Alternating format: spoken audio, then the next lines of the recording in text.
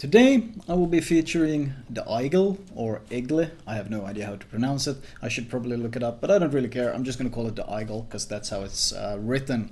The matchmaking is pretty horrid, as one might expect from tier 6. The big issue, of course, I have with tier 6 premiums is that you constantly end up with matchmaking like this, which is a bunch of tier 7s, a bunch of tier 8s. They have Belfast, they have Gajah Madas, they have a ton of tier 7s, they have a ton of tier 8s. So that's always going to be an uphill climb for any tier 6 premium, which is one of the reasons why, of course, tier 5 and tier 6 premiums are my least recommended tier of premiums to buy. So that's always going to be a hurdle. Another thing you might notice just looking at the firing angles right now is that they are atrocious. I'm only able to shoot my 2 front guns right now. Now I'm able to shoot 3 guns, and you see how far I have, how much broadside I have to give to be able to shoot all 5 of my guns. And the firing angles are just as bad when kiting away. You struggle to bring many guns to bear. You have to give a ton of broadside just to shoot 4 guns, and you have to give pretty much perfect broadside to shoot all 5 guns, as you can see here when how much I have to turn to be able to shoot all my guns. And as soon as I start turning away from this target, while dropping a quick pair of torps, you can see that the firing angles are just as bad when moving away. You pretty much have to keep full perfect broadside to your target to be able to bring all your guns to bear. The torps, 77-second reload, so that's honestly pretty bad.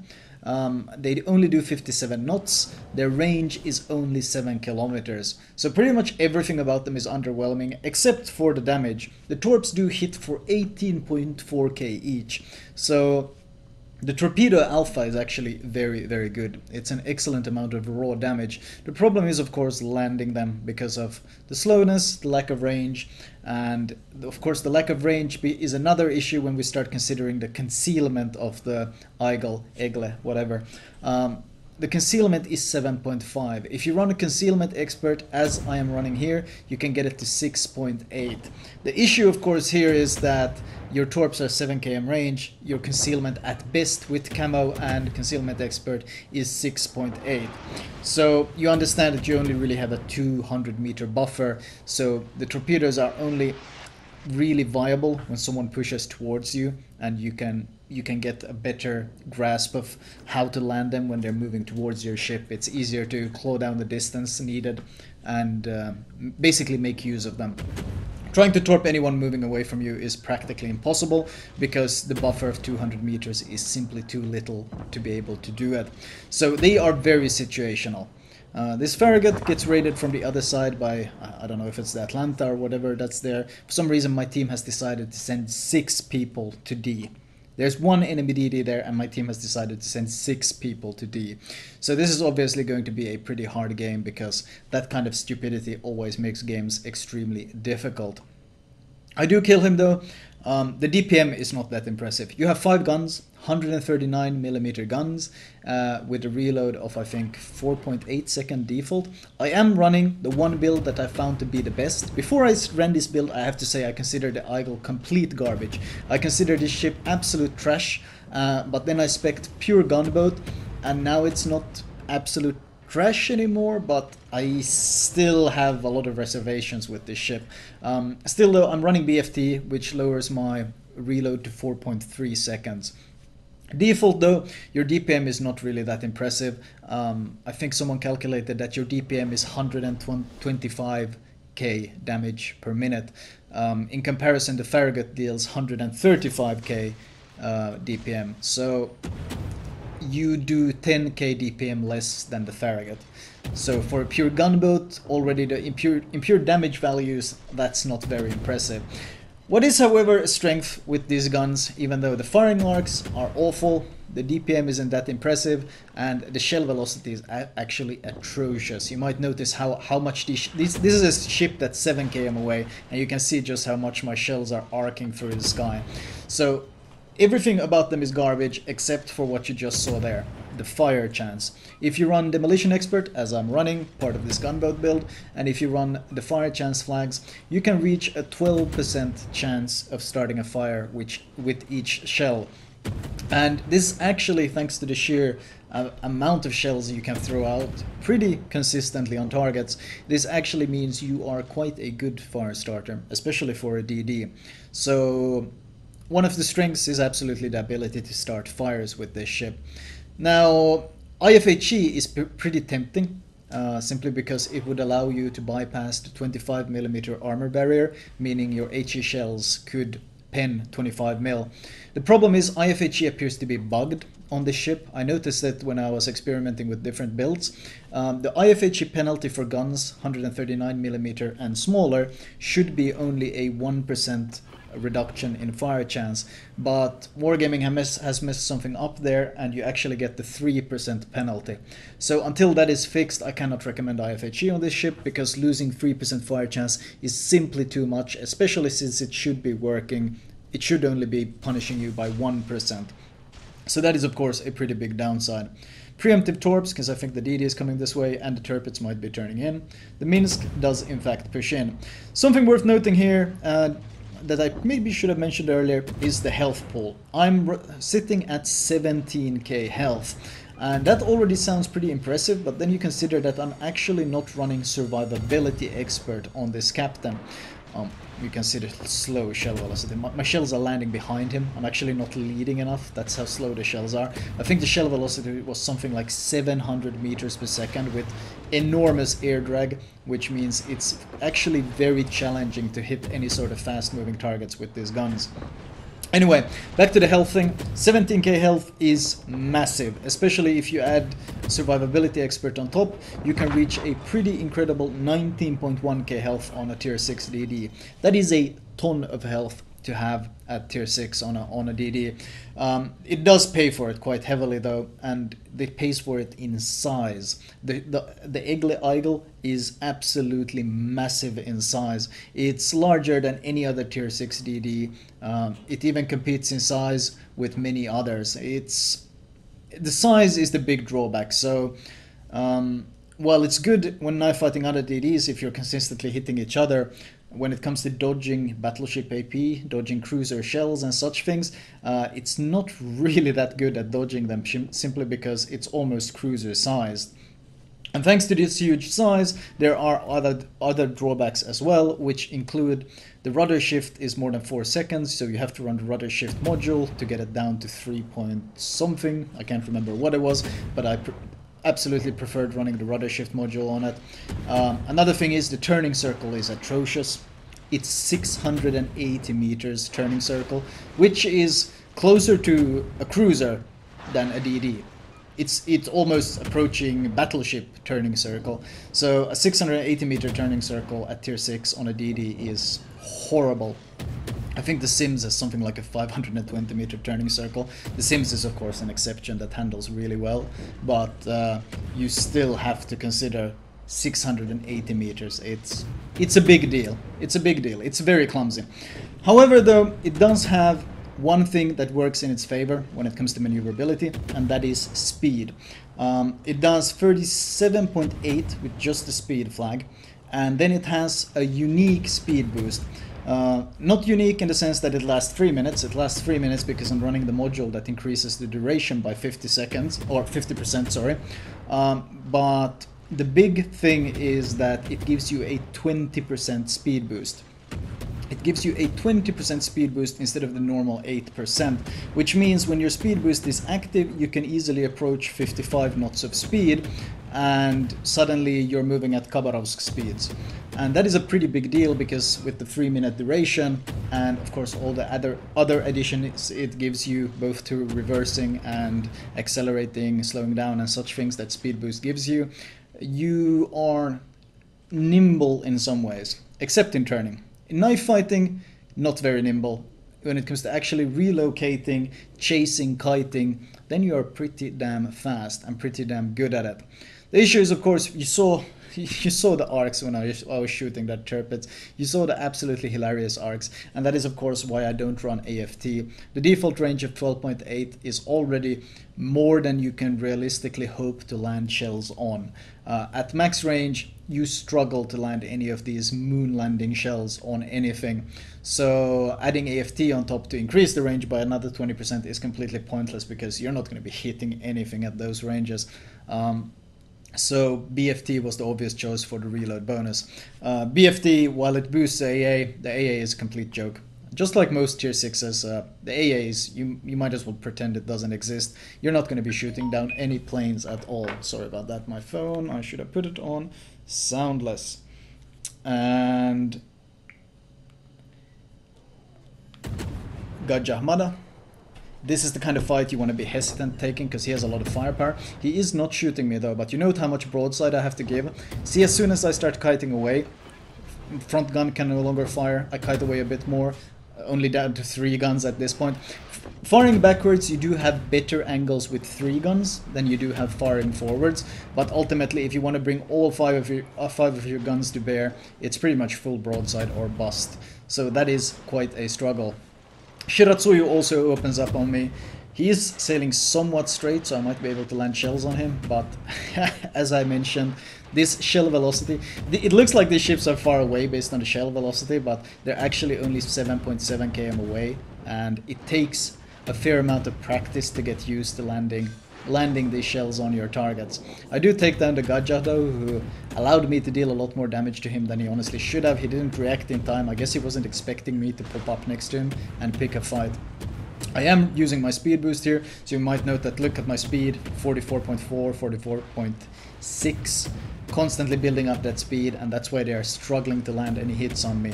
Shiratsuyu smokes up, so I instantly drop Torps where he was last seen, and I don't bother smoking up myself since speed boost is active and I prefer staying on the move at this point.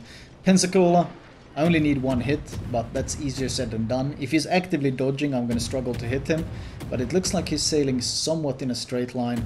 Well, he's turning broadside, so I should be able to hit him. You see, of course, the ridiculous amount of lead I have to take to make these absurd shells actually land on him, but I do manage to get the kill on him.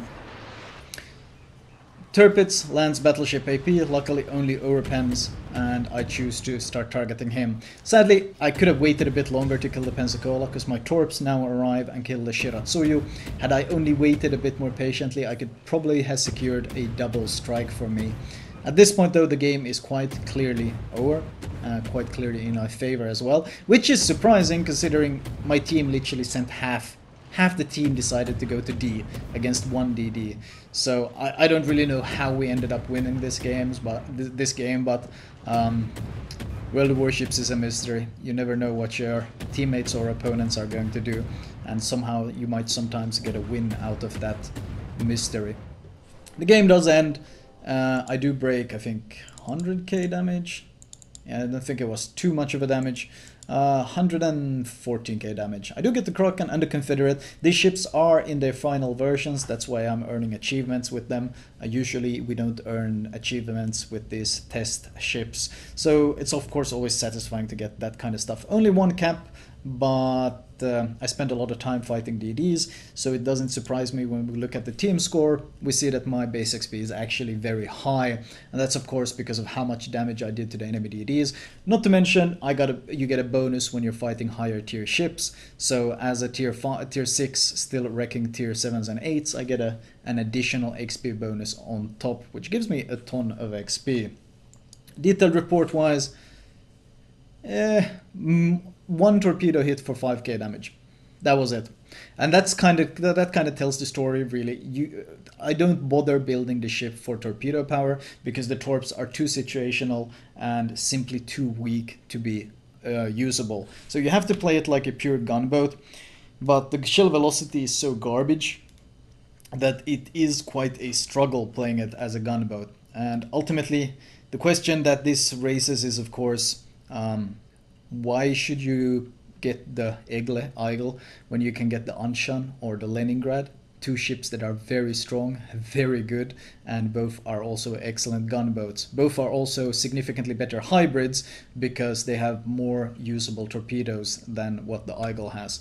So this is a ship that's very hard for me to recommend. I don't consider it the absolute trash I first considered it, because the pure gunboat build, thanks to the high fire chance and the high health and speed, does lend it some utility, but it's not a ship that I consider particularly strong, because the large size does, and the bad concealment does, render it very vulnerable. And if a carrier decides to focus you and you don't have your speed boost up, then you're not going to have a very good time at all. So pretty mediocre ship, but I will show you guys the final build I ended up with in case you actually decide to get this ship. But I do think there are better options in the premium store. Most notably the Leningrad, which is also a tier 7, which is a much better tier to be playing, because you end up less of being up tiered all the time. I'll leave that choice up to you guys though. Let me show you my recommended build. Right, as usual, I will start off with the build. Premium consumables, including premium smoke, and honestly, you kind of want the premium speed boost because it's so amazingly good on the Aigle. Upgrade wise, turret survival, improved speed boost because it's so amazing, you really want to be improving it. If you can't afford this improved speed boost, then just get the engine mod. Better dispersion on the guns, simply because the AA is so hopeless, and turret traverse costs you main battery reload, something you can't really afford. And finally, better rudder shift, because you kind of really need it. Captain perks wise, I really like priority target. Ultimately, as I mentioned, I went for a pure gunboat build, and priority target is so incredibly useful when you play pure gunboat. Followed it up with last stand, BFT, and concealment expert, and then add in demolition expert, AR, turret traverse. And here we are I kind of have some issues with what I want to spend my points on, because I consider the fundamental build that I'm running, I consider it so vital for making this ship work. The problem is, this last point, this expert loader, is pretty terrible. Expert loader on the DD, especially on the Aigle, where you almost never use AP, it's very situational at close range. Kind of feels like a waste, but there's not really any better perks either. Like I hate incoming fire alert, because I think it teaches bad behavior. You learn to dodge based on a warning, which doesn't really help you with your other ships and so forth. I think it teaches you the wrong things, so I really hate that perk. Fundamentally though, it's not really the optimal perk, but it's kind of something you just have to deal with if you want the rest of the build, which I consider really good for this kind of setup. Worth mentioning though, IFHE could be pretty decent, but as long as the bug exists where 139mm, for some reason the Aigle gets the -3% reduced fire chance, even though it's supposed to get only -1%, because the guns are 139mm, and it does get the full bonus from the expert marksman. You do get the 2.5 degrees to traverse speed instead of the 0.7, so it's only something about the interaction between IFHE and the guns that is bugged. Even BFT, which only works for 139 mils, is working just fine. So every other perk that's limited to gun caliber works fine, but IFHE for some reason is bugged. If they do fix this, hopefully at some point, then IFHE might become significantly more viable, because you getting that additional pen would push you past 25mm of pen, which is a pretty important threshold, especially at tier 6. But until then, the fire chance is just so good that it's not really worth using IFHE, and even if it was worth using, it would kind of be a struggle to get the points for it. Maybe give up AR and expert loader and preventive and then get it. That could be an option, but ultimately it would still require a lot of sacrifice, and as of now I'm quite satisfied with the build that I have chosen. Flag wise, fire chance, you want to be able to buff this fire chance to the really strong 12%, and faster speed because it's so important, and detonation flag. Whatever else you run is kind of up to you, whatever you feel like. It's not nearly as vital as those 4 flags.